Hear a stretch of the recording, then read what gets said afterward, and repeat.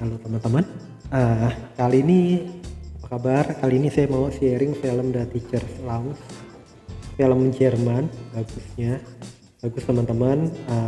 Bagusnya itu dia edukatif, mendidik, menggambarkan pola belajar di Jerman. Ini kalau saya tidak salah lihat ininya, ceritanya itu di siswa menengah ya, tapi nggak tahu menengah apa SD. Saya pikir di SD, cuma saya baca ulang sinopsisnya itu seperti SMP. Cuma saya nggak tahu lah, anggap SD atau SMP ya. Tapi bagus, jadi gambarin bahwa siswa-siswi itu sudah berpikir kritis, kemudian mengerjakan seperti pekerjaan kantor gitu, dalam pembuatan majalah, dalam interview, wawancara guru, dalam berorganisasi, dalam mengemukakan pendapat, dalam bekerja sama dalam tim, komunikasi, kemudian antara teman itu tidak ditutup kemungkinan ada namanya komunikasi yang bahkan bisa menjatuhkan gurunya. Kemudian POMG, kalau di Indonesia dikenalnya Persatuan Orang Tua Murid Guru. Di sana ada asosiasinya itu, juga digambarkan dia komunikasinya intens, apalagi di zaman sekarang WhatsApp berkembang pesat kayak gitu teman-teman. Dan di film ini kita diajarkan kejujuran, kehati-hatian, kewaspadaan, kemudian inilah sebetulnya dari orang tua harus mengajarkan yang jujur. Nah, kalau orang tuanya misalnya tidak jujur, dampaknya nggak bagus ke anaknya gitu teman-teman. Kemudian jika terjadi persekongkolan dan menyudutkan satu pihak yang benar, yang sebetulnya itu si guru ini mau membela, tidak mau menyalahkan orang lain, mau ada perbaikan, tapi menjadi seperti kambing hitam karena dia itu terlalu baik, dalam tanda kutip terlalu baik itu nggak mau menghukum orang, mau maafkan orang, cukup udah nggak perlu diperpanjang masalahnya, yang penting orang itu mengerti, telah paham, telah tahu, telah dikatakan kesalahannya, mau dia mengakui atau tidak perlu diperpanjang. Maksudnya seperti itu di film ini. Nah, kenyataannya itu digambarkan dari orang tuanya pun telah telek sebetulnya ketahuan, ada terekam di video memakai pakaian yang dipakai untuk mendekati jaket si guru. Bahkan sebelumnya ada kejadian di suatu kelas ada orang yang kehilangan uang, anak yang kehilangan uang. Dan di kelas itu ternyata ada anak dari sang oknum guru tersebut, yang guru tersebut itu oknum, ketahuan tuh bajunya itu sama, kok deket-deket ke jaket orang dan bergoyang itu jaket, dompetnya segala ketarik. Anaknya ada di situ, dan saat waktu awal-awal itu nggak ketahuan siapa yang melakukan pencurian, tapi ada yang dicurigai itu orang yang berkebangsaan warga lain di kelas itu, jadi warga minoritas, dan dia dicurigai bukan gurunya, oleh pihak sekolah.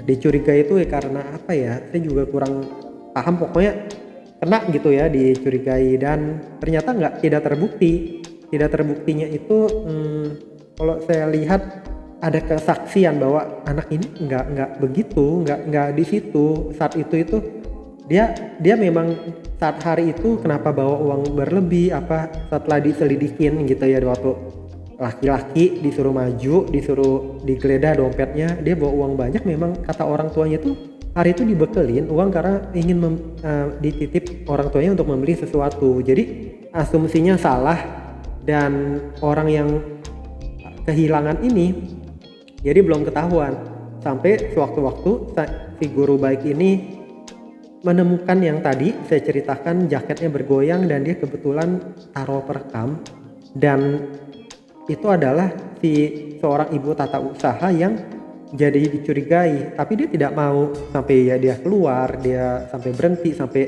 gak enak banget, dia cukup ditutup intern gitu. Nah, tapi masalahnya itu si orang tata usaha ini malah marah, emosional, nggak memberikan bukti-bukti yang pas bahwa bukan dia sebetulnya. Dia nggak kontra untuk membuktikan dirinya, malah dia keluar dari sekolah, nggak masuk ke pekerjaannya sebagai tata usaha, anaknya dibawa pulang. Sampai sewaktu-waktu anak itu mau ngembaliin uang pakai tabungannya dia. Jadi gelagatnya itu kok seperti nunjukin bahwa dia itu seperti keluarga yang bersalah kayak gitu. Kemudian sampai sewaktu-waktu dia kesel, ibunya itu menjadi tersangka kayak gitu dan telah dimasukkan laporan ke polisi, sehingga dia mau mengambil laptop itu guru yang merekam kejadian pencurian itu memakai baju ibunya waktu itu, yang hanya satu yang pakai. Walaupun di memorinya itu guru itu sepertinya itu banyak orang yang memakai baju tersebut, tetapi jadi itu dipungkiri karena kok kelakuannya demikian. Kelakuannya itu tetap seperti orang yang bersalah itu teman-teman. Jadi dia mukul itu guru, kemudian nggak masuk bekerja, kemudian pokoknya yang fatal dia mukul itu dan ambil itu laptop tuh guru, mukul mukanya tubuh guru dengan laptopnya dan membuang laptop itu ibu guru ke sungai kayak gitu teman-teman.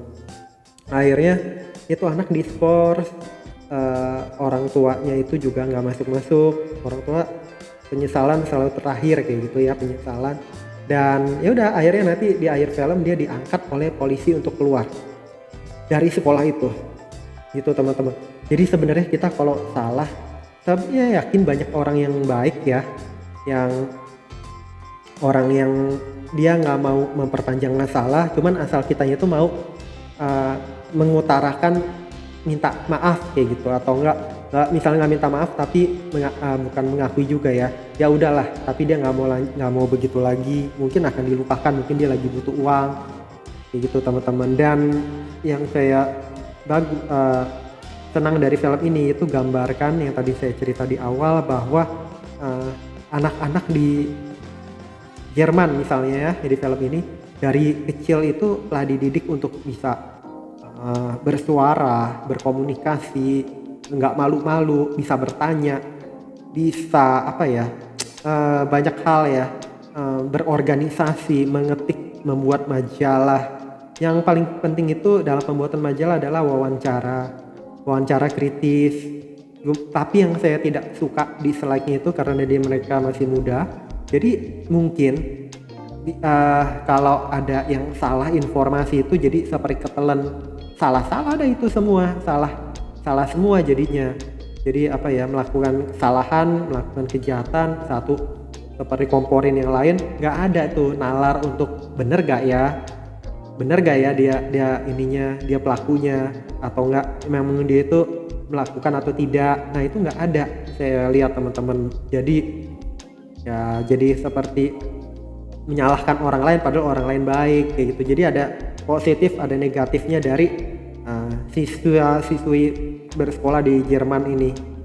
Jadi ya dimanapun lah ya teman-teman, yang saya mau share itu bahwa kita harus bijaksana, orang tua itu harus mendidik dengan baik, dengan kejujuran. Kita mungkin tidak bisa buktikan mukanya atau bagaimana, tapi dari karakter, dari sikap, dari perilaku itu bisa cerminin orang itu baik tindakannya atau tidak baik, atau orang itu bener gak sih dia itu tersangkanya, atau itu dari tindakan dia sendiri. Kalau misalnya dia dituduh ya udah enggak, dia bilang pakai itu baju, tapi bisa aja ada orang lain ya, nanti mungkin lah bisa periksa CCTV atau bisa periksa saksi mata kayak gitu.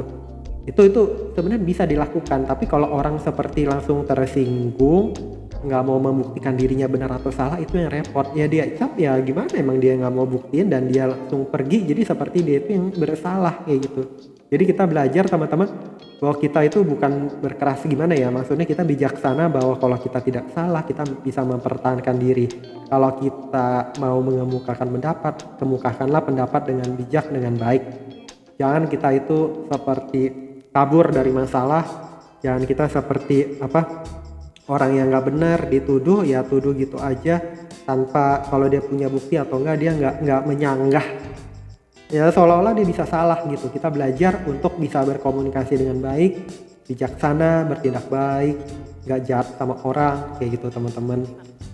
Jujur dan jujur. Semoga bermanfaat. Jangan lupa subscribe, like, share, komen. Sampai jumpa di video-video saya berikutnya. Bye bye teman-teman.